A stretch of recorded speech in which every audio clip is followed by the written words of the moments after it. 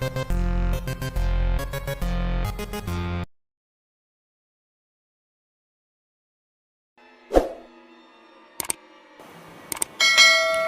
साथियों। एक वक्त था जब पृथ्वी पे राक्षसों, भूतों, प्रेतों का बोलबाला था। असत्य की सत्य पर विजय हो रही थी। तब महाभारत में श्री कृष्ण ने कहा था कि पृथ्वी पर जब जब धर्म की हानि होगी और अधर्म बढ़ेगा, तब तब मैं अवतार लूँगा। भगवान अवतार लेकर पृथ्वी पर धर्म को स्थापित तो करते हैं, लेकिन धीरे धीरे विकृतियाँ भी उत्पन्न होने लगती है और फिर से धर्म की हानि होने लगती है। हजारों साल पहले एक सन्यासी बालक था जो एक दिन गांव-गांव भटकता हुआ भिक्षा हेतु एक ब्राह्मण के घर पहुंचा। तब उसकी आयु मात्र 7 वर्ष की थी। वह ब्राह्मण बहुत ही गरीब था। उसे भिक्षा देने के लिए उसके पास कुछ भी नहीं था। उस ब्राह्मण की गरीब पत्नी ने उस ब्राह्मण के हाथ एक आंवला देकर रोने लगी और अपनी गरीबी का वर्णन करने लगी। यह देखकर बालक के आंखों में आंसू आ गए। उसने मन ही मन माँ लक्ष्मी से उस गरीब ब्राह्मण के दुखों को हरने की प्रार्थना की, जिसके पश्चात माता लक्ष्मी ने उस ब्राह्मण के घर सोने के आंवलों की बारिश कर दी। ऐसी और भी कई कथाएं हैं जो उस बालक के बारे में बहुत ही प्रचलित है। यही बालक आगे चल के भगवान आदि गुरु शंकराचार्य जी के नाम से प्रसिद्ध हुआ।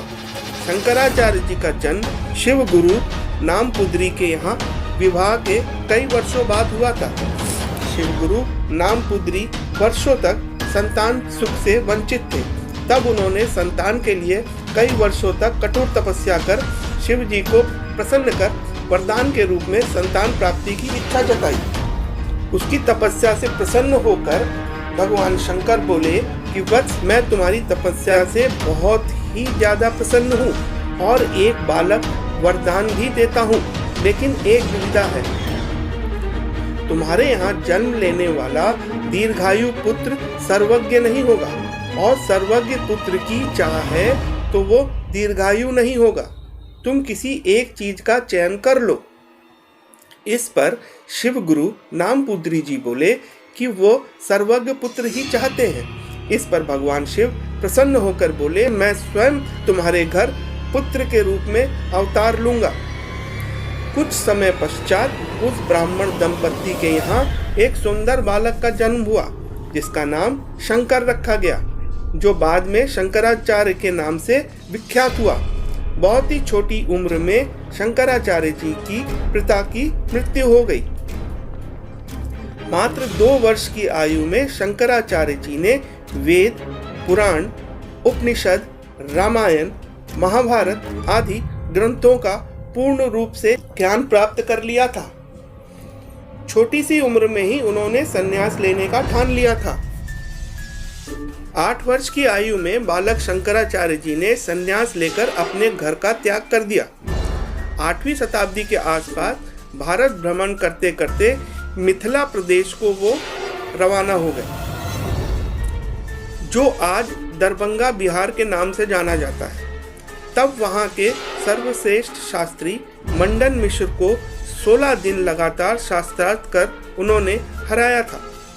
उसके बाद उनका भारत भ्रमण जारी रहा।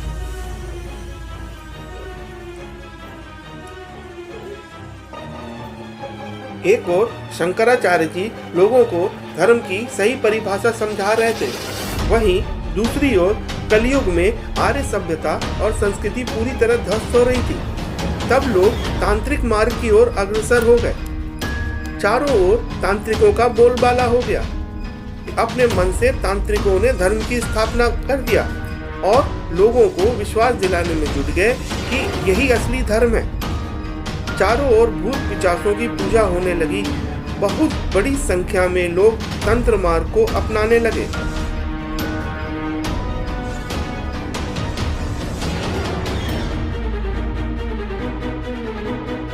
विश्व में चारों ओर हाहाकार मच गया।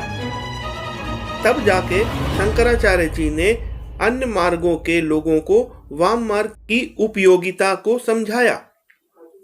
आम लोगों को समझाया कि सनातन धर्म ही सत्य है, सत्यम शिवम सुंदरम ही सत्य है। जो सत्य है वही शिव है, जो शिव है वही सनातन है, वही सुंदर है, वही धर्म है। चारों ओर कर्म कांड का बोलबाला था। तब आदि गुरु शंकराचार्य जी ने ही समझाया कि साधना मार्ग यानी भक्ति मार्ग ही सरल सहज मार्ग है और इस मार्ग से ही ईश्वर की प्राप्ति हो सकती है। बड़े से बड़े मठाधीशों को परास्त कर भगवान आदि गुरु शंकराचार्य ने सनातन धर्म को मजबूत किया। बहुत से चमत्कार स्तोत्रों की रचना कर ईश्वर की प्राप्ति का सरल मार्ग बताया। यही कारण है कि लोग आज भी आदि गुरु शंकराचार्य जी की जयंती मनाते हैं। आदि गुरु शंकराचार्य जी ने ही कनकधारा स्तोत्र की रचना कर मां लक्ष्मी को प्रसन्न कर धन की प्राप्ति का सरल मार्ग समझाया था।